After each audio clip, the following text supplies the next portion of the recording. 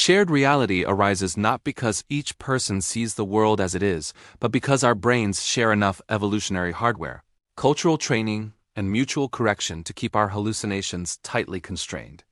When two people witness the same event and later remember it differently, what differs is not simply their memory, but their entire construction of reality for those moments built from diverging predictions, filtered by individual experience. Communication, argument, and learning are at their core methods for updating those models to increase their overlap and agreement. Perhaps then, the most radical implication of a predictive, hallucinatory brain is not alienation but empathy, a widening recognition that the world you perceive, so vivid and unquestioned, is only a best guess, not a shared absolute. Every other human, animal, or mind inhabits their own unique simulation, sometimes convergent with yours, sometimes not. To wonder, to listen, to question your certainty is to recognize the boundaries of your own model, and to remain alive to the possibility of worlds within worlds. In the end, what you see is not a direct recording of external events, but a brilliantly engineered, perpetually revised, sketch-generated, maintained, and believed by the most advanced simulation engine on the planet, the ordinary, everyday human brain. And as you move through your life reading faces, crossing streets, dreaming, remembering, choosing each instant is filtered through this system, leaping from probability to certainty to surprise in a dance that never quite touches the ground. To live is to be forever suspended between perception and prediction, always a little out of phase with reality, forever astonished and forever adapting to what comes next. Where does the hallucination end and reality begin? Science says you may never know. Every time you check, every test you run, you return the results to the very system that's performing the hallucination. There's no final external reference point available to conscious beings. Instead, you live suspended in the middle of a model that is yours alone. A best guess shaped by lifetimes of experience, training, and luck. Think, as you experiment with your blind spot, not just how easily the world can vanish, but how perfectly your mind erases the erasure, how unwavering your sense of sight remains in the face of relentless absence. Perception is not merely a window, it is a cinema where you are the director, the audience, the screenwriter, and, ultimately, the one forever suspended between scene and reality, between hallucination and the possibility of something real. This understanding isn't cause for despair, but for wonder. To live is to dwell within a tapestry spun by your own neurons, a construction so rich, so convincing, that you not only trust it, you rarely dream of questioning it at all. If a blind spot can be so perfectly erased, if color and contour dissolve seamlessly into pattern, what else about your experience might be constructed rather than received? Neuroscientists now tell us that your entire waking reality is a controlled hallucination, a simulation so advanced it hides its seams, leaving you suspended in a world crafted not by direct access to the physical, but by a torrent of internal predictions. At every second, networks deep inside your brain anticipate, hypothesize, and test their guesses against the faint, flickering input that your senses supply. Nowhere is this mechanism more evident than in the moments when the outside world goes silent, ambiguous or contradictory, and your mind rushes in to complete the picture. Dreams offer the most dramatic proof. Consciousness released from the anchor of physical input, freely spinning entire worlds from fragments of memory and imagination, governed by the same neural machinery that produces waking vision.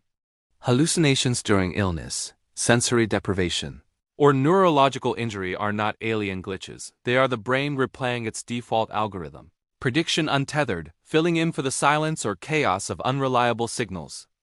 Such aberrant states only throw into relief the astonishing stability of everyday awareness, where prediction and correction keep you woven into a world that feels steady and real. Still, for all the stability, you cannot escape the truth. The boundary between illusion and reality is a matter of degree. Even in broad daylight, with eyes wide open, most of what you call seeing is actually inferring. The likely causes for every flash of color, every shifting shadow, every face partly glimpsed, these are not consciously compiled. Instead, thousands of neural loops operate in parallel, relentlessly predicting not just what is there now, but what will be there next. You do not see the buzzing confusion of raw sensation. You see arrangements that maximize the usefulness of experience. The predictive brain is unervingly efficient. It does not commit resources to verifying every last detail, only correcting itself when something unexpected appears, when a prediction fails and demands attention. Carl Friston's free energy principle has placed mathematical language around this process, describing your brain as not just a passive recipient of stimuli, but an engine designed expressly to minimize prediction error.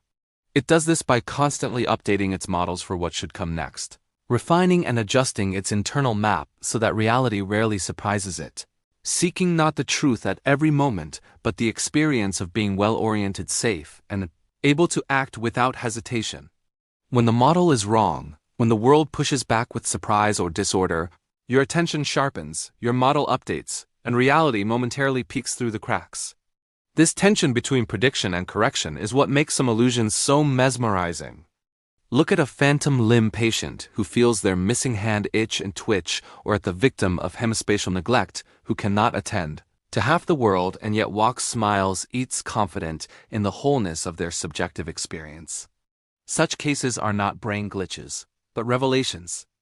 They show that much of subjective reality is unmoored from physical facts, bound instead to the current priorities and predictions that the mind sets. The self too emerges from this storm, your body's boundaries, your sense of agency, even the persistence of your character, all maintained by continuous self-modeling inside your brain, endlessly updated in response to shifting input and memory. Philosophy has long struggled with the gap between appearance and essence, between the world as it seems and the world as it is. Predictive processing brings these age-old dilemmas to a new climax. If every experience is colored by prior expectation, and every perception suffused with remembered probability, how can you ever hope to step outside your simulation and access raw, unmediated truth? Any attempt to peer outside must use the very faculties that are already part of the hallucination. The question of whether you could ever compare your model with the real thing becomes, in practice, unanswerable. There is no need to despair. Indeed, these findings reveal not a fatal flaw, but an awe-inspiring solution. If the brain could not invent a plausible, actionable world from fragmentary, noisy input, survival would be impossible. The very richness of inner experience is testimony to the evolutionary genius of this system.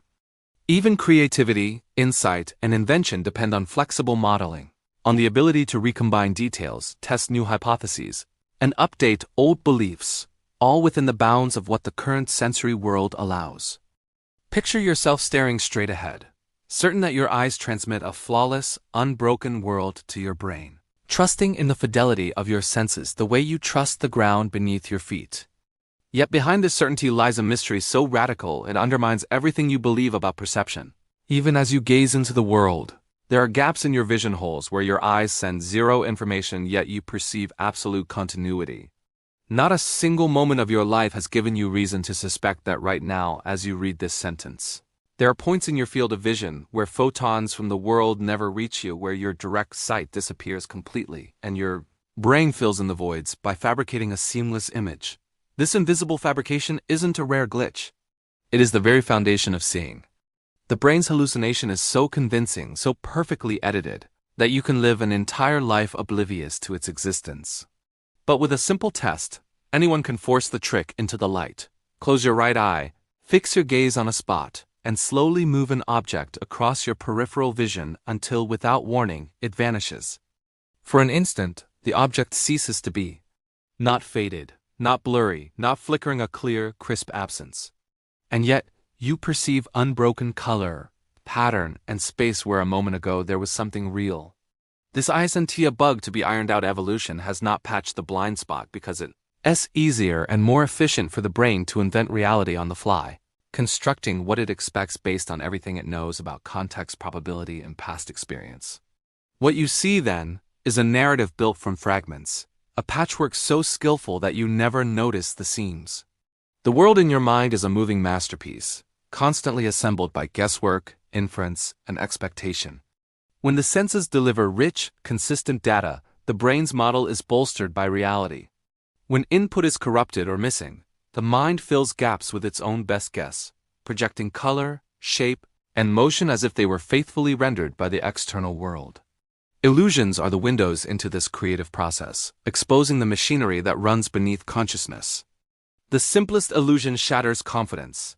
A checkerboard's shadow tricks you into seeing squares of different brightness, but digital measurement proves they are identical. The mind expects certain physical laws, biases, and shadows, and it bends perception to match those expectations. When you focus on a white mask turned inward, your brain refuses to believe in concavity and pops the face outward. The sensation of motion after staring at cascading water, the fleeting swirl when you look away, is not reality but your neurons' attempt to correct for recent trends, a forecast gone wild in the absence of real data. From the first flicker of vision in infancy, your brain begins to build a towering edifice of assumptions. Lines tend to stay joined. Lighting comes from above, faces have certain proportions, and motion follows patterns. These rules are encoded by repetition, stored as templates, and employed unconsciously every second of your waking life. When your senses meet these expectations, when a scene fits the model, perception feels effortless and direct. When something violates the rules, your mind struggles, making up plausible details to preserve the illusion, or if the anomaly is too strong, allowing the oddity of an illusion or the breathtaking absence revealed by a deliberate test. But the most astonishing part is how unchecked this creative process remains. Every moment, as you blink, shift focus, or move your gaze in a flash across the room, your brain stitches together static images, peripheral blurs, and discontinuous flickers into a single stream of motion and stability. Colors are interpreted relative to their surroundings, so a gray square can look vivid blue if the context requires it. You may move through familiar spaces, identifying faces, reading emotions, and navigating obstacles, all while much of the detail is guesswork derived from your habits, your mood, your memory, and the flicker's worth of data your eyes actually provide. During a movie, your mind transforms still images 24 frames per second into seamless, flowing action using the same pattern completion toolset it relies on in life. In everyday interactions, if an object or person is partially blocked from sight, your mind fills in the occluded parts, confidently presenting a complete picture. This phenomenon, known as perceptual completion, is so automatic you rarely question the wholeness of what you see, even though whole swaths of scenes are constructed on suggestion alone. Change blindness is perhaps the most revealing test. Swap objects, alter colors, or even erase elements in a room as someone looks away, and often they are none the wiser. The internal story is so robust that drastic manipulations can pass unnoticed, leaving the subject certain of what they saw, unaware that their perception was, for stretched moments, almost pure invention. Your world is, in many crucial moments, a provable illusion. And yet this creative hallucination is a masterpiece of balance. For the most part, the predictions are good enough. The guesses do not just keep you safe, they give you the speed to dodge, to read subtle cues, to experience joy, danger, and wonder at a world that seems stable and sharp. Your survival depends on the system updating its hallucinations just enough to account for surprises, yet not so much that the world becomes a confusion of discontinuities. When the unexpected happens, a jolt, a crash, an impossible shadow, only then does the hallucination tremble and the underlying approximations skip a beat.